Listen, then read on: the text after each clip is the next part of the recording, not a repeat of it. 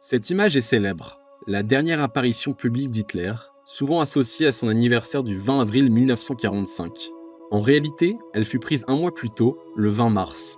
Deux jeunes garçons y apparaissent, figés dans un instant absurde, au cœur d'un Reich en ruine. Mars 1945, Berlin est une ville brisée, un champ de ruines balayé par les derniers souffles d'un Reich à l'agonie. La défaite est inévitable. Pourtant, dans ce chaos terminal, Adolf Hitler organise une ultime mise en scène grotesque. Le 20 mars, dans les jardins dévastés de la chancellerie du Reich, il accueille une poignée de jeunes garçons, les plus jeunes combattants des jeunesses hitlériennes, pour les décorer de la Croix de Fer. Une cérémonie d'une irréalité saisissante, pensée par le ministère de la propagande de Goebbels pour insuffler une dernière illusion de grandeur.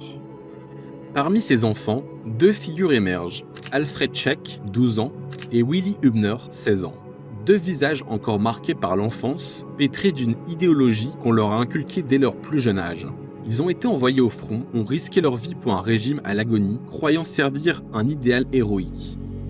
En ce jour surréaliste, ils sont convoqués devant celui qu'on leur a appris à vénérer comme un messie. « N'as-tu pas eu peur de sauver des soldats blessés ?» demande Hitler à Alfred Schack. « Non, mon Führer », répond-il fièrement. Une réponse automatique, comme une prière récitée par cœur.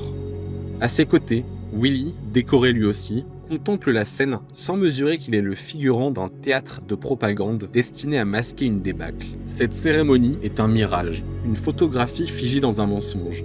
Le Reich vacille, mais l'image doit donner l'illusion d'une jeunesse vaillante, d'une nation unie jusqu'au bout. Pour les garçons, ce moment est vécu comme un honneur. Pour les dirigeants nazis, c'est un outil de manipulation cynique. La croix de fer qu'ils reçoivent ne symbolise pas la bravoure, mais l'instrumentalisation de l'innocence.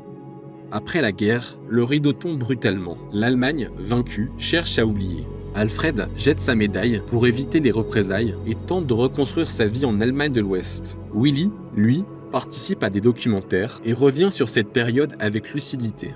Mais l'image, celle de leur poignée de main avec Hitler, reste indélébile. Elle les suit, les enferme dans un passé qu'ils n'ont pas choisi, mais qu'ils ont incarné malgré eux.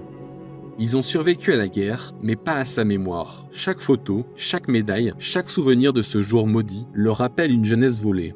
Ils ne furent pas seulement des témoins, ils furent aussi les victimes d'un régime qui leur a volé non seulement leur innocence, mais aussi une part de leur humanité.